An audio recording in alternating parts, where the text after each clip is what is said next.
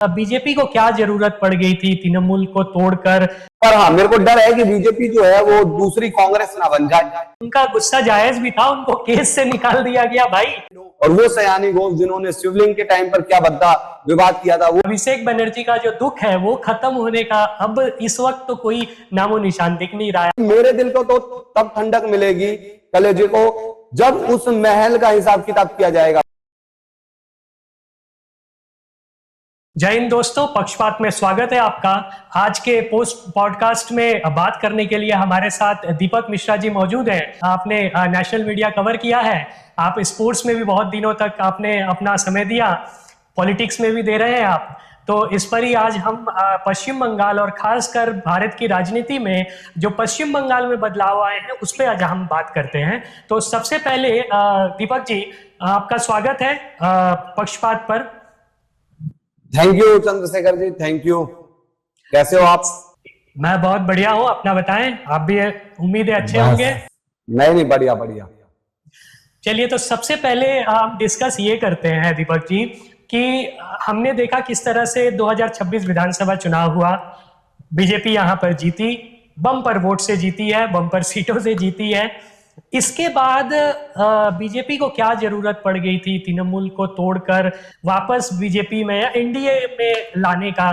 क्योंकि देखिए, मुझे ऐसा लग रहा है कि अब पश्चिम बंगाल में लोकसभा चुनाव होंगे, तो लोकसभा चुनाव में कहीं ऐसा तो नहीं है बीजेपी अपने लिए ही एक पार्टनर ढूंढ लाई है, जो कि जिसकी जरूरत तो थी नहीं।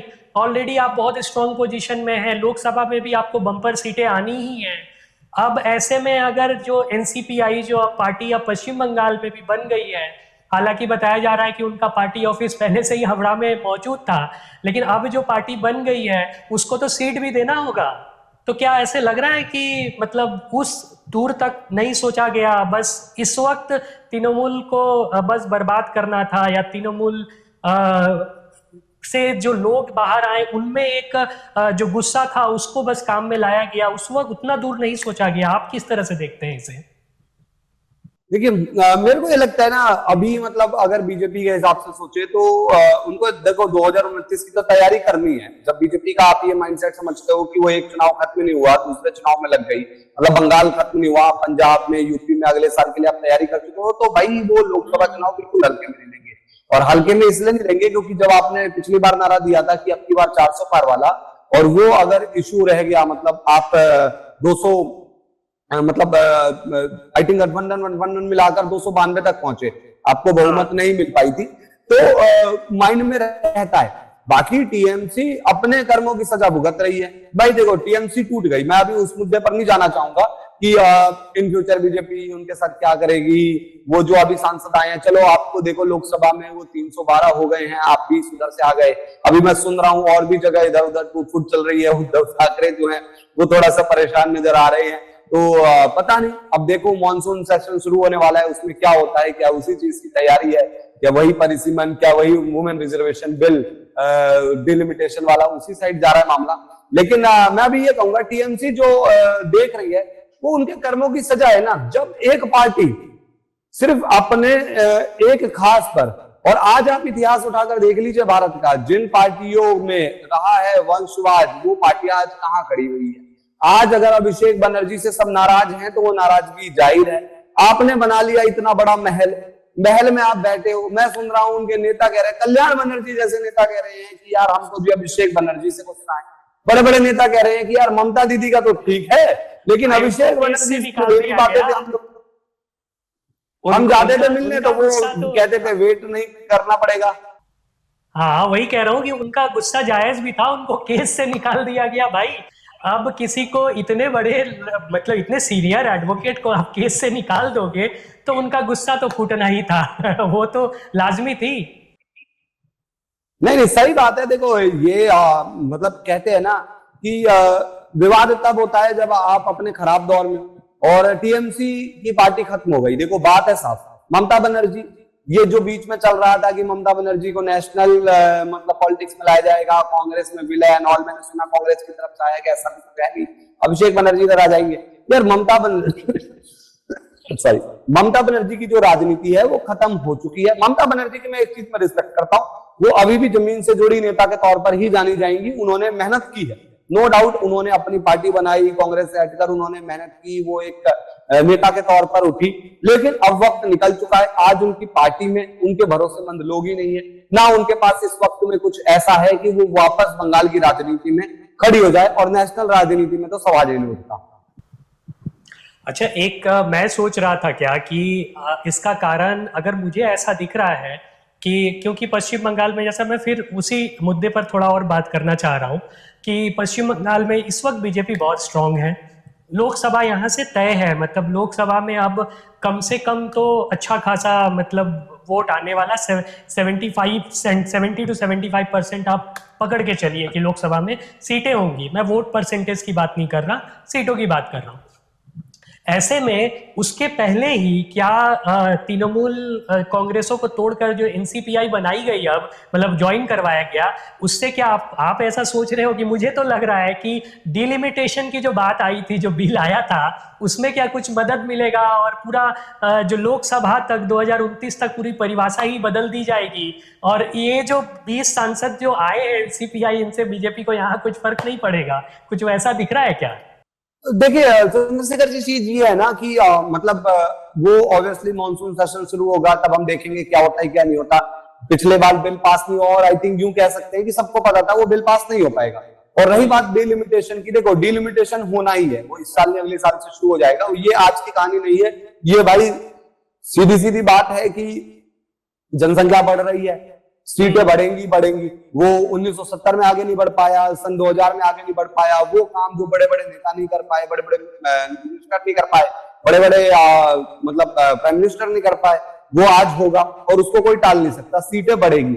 आई थिंक साउथ का उसमें कुछ फायदा हो रहा था कि भाई हम हर जगह 50% बढ़ाएंगे, तो वो मुझे नहीं पता क्या होगा क्या नहीं होगा, पर हाँ अब अगर उस हिसाब से बढ़ेगा जनसंख्या के हिसाब से, तो ऑब्वियसली नॉर्थ में ही सीटें ज्यादा बढ़ेगी, जनसंख्या मैटर करता है। और भाई ये मतलब नेचुरल है, वो बढ़ना भी जरूरी है और बढ़ेगा भी, उसमें कोई गलत बात नहीं है। रही बात बंगाल की, बंगाल में भी सीटें बढ़ सकती हैं, क्योंकि भाई पूरे देश में बढ़ेंगी तो बंगाल में आप समझ जाओ यहाँ से क्या गेम हो सकता है कि भाई आप सीटें बढ़ रही हैं, तो उन जगहों पर मान के चलो आप लोकसभा के टाइम ही देखोगे कि सीटों में बंटवारे को भी लेकर हो सकता है। जो मजबूत आदमी होगा उनको दिए जाएंगे टिकट्स एंड ऑल, और बाकी एनडीए को मेरे हिसाब से ये है कि अपने जो आइडियोलॉजी रखते हैं या अपने जो मेन कार्यकर्ता हैं, जो लंबे टाइम से बुरे टाइम से काम कर रहे थे बीजेपी के साथ में, उनकी तरफ थोड़ा ज्यादा फोकस रखना चाहिए। मैं समझता हूँ राजनीति में होता है ये सब, ऊपर नीचे जोड़ तोड़ की राजनीति, मजबूत होने की राजनीति, आज की कहानी नहीं है। पर एक आइडियोलॉजिकल मुझे लगता है वो जो होता है सबसे बड़ी चीज होती है। अटल बिहारी वाजपेयी ने एक बात कही थी कि आप आइडियोलॉजी से कभी मत भटकना, और आइडियोलॉजी आपकी रही तो आप बढ़िया करते जाओगे। बाकी फिर ये सब देखकर जो आज चीजें हो रही है, मैं इसको राजनीति वाइज कहूंगा कि यार वो तो देखो राजनीति में तो सब होता है, पर हाँ मेरे को डर है कि बीजेपी जो है वो दूसरी कांग्रेस ना बन जाए, क्योंकि इस तरीके से आप भर तो रहे हो लोग, आप लोग ला तो रहे हो। अब मैं जैसे सयानी घोष का सुन रहा हूं, मेरे को वो हजम नहीं होता कि सयानी घोष मतलब दूसरी साइड हो, बीजेपी के साइड हो, और वो सयानी घोष जिन्होंने शिवलिंग के टाइम पर क्या बद्दा विवाद किया था, वो सयानी घोष जो दिल में काबा और नयन में मदीना मंच पर चढ़कर गाती थी, वो राघव चड्ढा को तो राघव चड्ढी बोल देती थी, आज अपने लिए वो क्या बोलेंगे? वो तो ममता बनर्जी को पीएम कैंडिडेट खड़ा करना चाहती थी, आज वो क्या कहेंगे? सबसे बड़ी बात तो यही है कि आप सयानी घोष को प्रोजेक्ट कैसे करोगे? जब चुनाव आएंगे 2029 में, तब आप प्रोजेक्ट कैसे करोगे? ये सबसे देखने वाली बात हो जाएगी, क्योंकि उनका छवि बिल्कुल अलग है। अब तक का जो छवि है वो बिल्कुल अलग है, मतलब एक समुदाय का चेहरा की तरह उनको देखा जाता है। तो अब क्या होगा? अब वो एनडीए में है, और एनडीए के तौर तरीके से वो चल पाएंगी कैसे, मतलब अडॉप्ट करेंगी, वो बहुत देखने मजेदार चीज होगी। मुझे लगता है कि कुछ नहीं, मतलब पता है क्या चंद्रशेखर जी, आज तो वो बन जाएंगी ना, धुल जाएंगी वो वॉशिंग मशीन में, उसमें कोई बड़ी बात नहीं है, वो तो धुल जाएंगी। क्या जनता भूल पाएगी? मैं तो नहीं भूल पाऊंगा कभी जिंदगी में जो सयानी घोष ने शिवलिंग को लेकर, और ये कोई नहीं होती कि उस टाइम मेरा दिमाग छोटा था, हमने अपने बचपन में हमारे देवी देवताओं के लिए तो ऐसे मजाक कभी नहीं कहूंगा, हम भी बहुत छोटे हुआ करते थे। चलो हम नेता नहीं है, वो तो नेता है, उनको तो और अपनी इमेज को क्लीन रखना चाहिए, और मैं तो कह रहा हूं इमेज छोड़ो, हमें तो वैसे भी नहीं करना चाहिए। लोग एक्सेप्ट कर पाएंगे नहीं कर पाएंगे, लोग तो सवाल पूछेंगे। राजनीति में एक गद्दी के लिए, एक पद के लिए आप कुछ भी बदल कर सकते हो। कल को ये सयानी घोष देखना आपको हर जगह ये हनुमान चालीसा गाते हुए मिलेंगे, क्योंकि इनको पता है कि भाई अब माहौल किस साइड है। लेकिन बात यह है कि जनता को तो नहीं एक्सेप्ट करना चाहिए ना, जनता को तो एक्सेप्ट नहीं करना चाहिए। और मेरे जैसा आदमी तो नहीं कभी सयानी घोष को, जो रखता है इस देश में राष्ट्रवाद की भावना, हिंदुत्व की भावना, मैं तो उस चीज को कभी नहीं भूल पाऊंगा, वो सयानी घोष की हरकतें। रीजनल में तो यही हो रहा है कि धड़ल्ले से सभी लोग गिरफ्तार हो रहे हैं, और अभिषेक बनर्जी का जो दुख है वो खत्म होने का अब इस वक्त तो कोई नामो निशान दिख नहीं रहा है। आप कैसे देखते हैं इसे, ये बताइए कि किस तरह से अभिषेक बनर्जी को हमेशा किस मतलब 2 दिन 5 दिन पर सीआईडी या ईडी दफ्तर में बैठा दिया जाता है, 6 घंटा, 6.5 घंटा, 8 घंटा, 11.5 घंटा। किस तरह से देखते हैं आप इसे? अगर देखिए चंद्रशेखर जी, बात यह ना, गुंडागर्दी करोगे, लोगों के पैसे रोकोगे, सरकारी नौकरी देने के नाम पर झांसा दोगे, पैसा लोगे, ये सब पता है कि टीएमसी के दौर में क्या हुआ है। ठीक है, टीएमसी के दौर में जो आती हुई है, अभी तो ये शुरुआत है। मुझे तो लगता है कि हर एक वो चीज गड़े मुर्दे उखाड़ने चाहिए जिनकी जरूरत थी, जिनका आपने नाम लिया। या फिर अभी मैं देख रहा था फलता विधानसभा सीट से जो खड़े होने वाले थे जहांगीर, वो पुष्पा जो कहलाते हैं, उन पुष्पा की क्या हालत हुई है, रोड पर किस तरीके से उनको घुमाया गया है, किस तरीके से उनकी हालत हुई, गुंडागर्दी जो कर रहे थे। तो आज कर माफी मांगते हुए दिखे हैं वो। हाँ, तो माफी मांगेंगे, पर कहते हैं ना कि कुछ गुनाहों की माफी नहीं होती है। जब आपने इतनी अति कर दी थी तब तो नहीं था भाई। देखो, मैं एक भारत का नागरिक होने के नाते मेरे दिल को चैन तब मिलेगा जब अभिषेक बनर्जी, उस आदमी का घर देखा है आपने, वो महल देखा है सफेद रंग का, उस महल के अंदर पता है क्या क्या चीजें होंगी, कितना भ्रष्टाचार होगा। भाई मैं तो कहूंगा ना, अब बिठाओ, जांच करो। वो आदमी खड़े होकर धमकी देता है मंच पर कि देखता हूं 4 मई को 12 बजे के बाद कौन आता है, देश के गृह मंत्री को धमकी देता है। उसके बाद ममता बनर्जी, उन्होंने भी बड़ी हल्की बात कही उस टाइम पर कि बांग्लादेश में जो वो पॉलिटिकल मर्डर हुआ था और वो उस्मान हादी की तरफ ही एक तरीके से इशारा था कि देश का गृह मंत्रालय और ये इन्वॉल्व थे। क्या बात थी वो, क्या हल्की बात कर रहे हो आप? अब आज भी वही उन्हीं चीजों पर ममता बनर्जी लगी हुई है। एसआईआर में ये हो गया, फलाना हो गया, ढिमकाना हो गया। अरे आपने जो भ्रष्टाचार किया वो महल अभिषेक बनर्जी का है। क्या किया अभिषेक बनर्जी ने वो महल बनाने के लिए? सबको पता है, जनता जानती है। भाई मेरे दिल को तो तब ठंडक मिलेगी कलेजे को जब उस महल का हिसाब किताब किया जाएगा। भाई वो जनता के पैसों को, आप लोग तो चलो वेस्ट बंगाल से हो, कलकत्ता से हो, आप लोगों का हक मार मार के तो ऐसे महले बनाए गए हैं ना। करोड़ों की प्रॉपर्टियां जो खड़ी की गई है, जो करोड़ों घर में भरे गए हैं, 3 किलो 4 किलो सोना तो बहुत कम रकम है चंद्रशेखर जी। आप देखना भविष्य में क्या क्या निकलेगा। अभी तो शुरुआत है, 1 महीना हुआ है अभी। क्या लगता है कि अगर तृणमूल कांग्रेस जीत जाती तो पश्चिम बंगाल में, आप लोग पश्चिम बंगाल के बाहर से क्या देख रहे होते? मैं सच बताऊं, बहुत बुरा दौर दिखता। इस बार देश नहीं सहता, वो संदेश खाली नहीं देख सकता दोबारा देश, वो 300 कार्यकर्ताओं का मारा जाना नहीं देख सकता दोबारा देश, वो बंगाल की हालत नहीं देख सकता था। लेकिन कहते हैं ना कि जो होता है बढ़िया के लिए होता है। लोगों को भी आखिरकार हिम्मत आई, उन्हें भी समझ में आ गया कि इस बार नहीं तो फिर कभी नहीं। इस बार अगर नहीं जीतती ना बीजेपी, तो बीजेपी फिर आगे मुश्किल भी हो जाता है। क्योंकि क्या होता है कि कार्यकर्ताओं का भी हौसला टूटता है ना।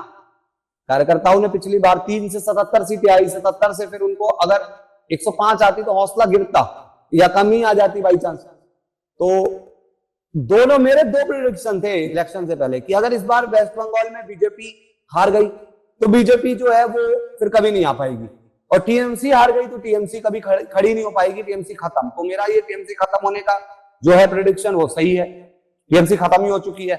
और बीजेपी को 200 नहीं, मैंने 170 सीट प्रेडिक्ट किया था नवंबर 2025 के आसपास, जब मैं वेस्ट बंगाल, मैंने समझा जाना पिछले साल जब मैं वेस्ट बंगाल गया और वहां के लोगों से बात की, नजर रखी कि वहां क्या काम कर रहा है आरएसएस, किस तरीके से जमीनी स्तर पर काम हो रहा है, एंटी इनकम्बेंसी कितनी है वहां पर।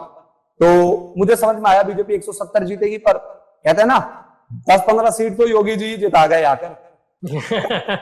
बुलडोजर ने जितवा दिया। बाबा बुलडोजर भी लाए थे साथ में। बोला ना, ये काबा की धरती नहीं है, ये शिव की, दुर्गा की धरती है, काली की धरती है। चलिए, बढ़िया है, आपसे बात कर कर बहुत मजा आया दीपक जी। हाँ, thank you Chandrashekhar ji, thank you. बिल्कुल जुड़ते रहेंगे और आपका चैनल ग्रो करे, सब्सक्राइब करें भाई लोग, इसको बहुत ज्यादा प्यार दें, लाइक करें, शेयर करें, हम यही चाहते हैं। और फिर इन फ्यूचर तो अपना पॉलिटिकली शो करते रहेंगे, जुड़ते रहेंगे आपके साथ। जी बिल्कुल, बहुत बहुत धन्यवाद हमसे जुड़ने के लिए। तो दीपक जी का भी यही मानना था कि अगर शायद तृणमूल कांग्रेस जीतती तो पश्चिम बंगाल का जो चेहरा था वो डिफरेंट होता, खबरें डिफरेंट होती, और क्या होता वो तो भगवान ही जाने। लेकिन अब सच्चाई यही है कि बीजेपी जीत चुकी है, एक्शंस में है बीजेपी। हमने बहुत सारे एक्शन, बुलडोजर एक्शंस देखे, हमने गिरफ्तारियां देखी अब तक, हमने साफ सुथरा करने का जो अभियान है, किस तरह 100 मीटर पर जो डस्टबिन लगाने का अभियान है, कचरा फैलाने पर पेनल्टी का अभियान है, ये सब देखा। और बाद बाकी जो सहायता दी जा रही है 3,000 रुपए से लेकर जो भी है वो सब भी हमने देखा। अब आगे आगे देखेंगे क्या होगा, जैसा भी होगा मैं आपको इस चैनल पर बताता रहूंगा। आप पक्षपात से जुड़ना ना भूलें, सब्सक्राइब जरूर करें। जय हिंद। जय हिंद, जय भारत।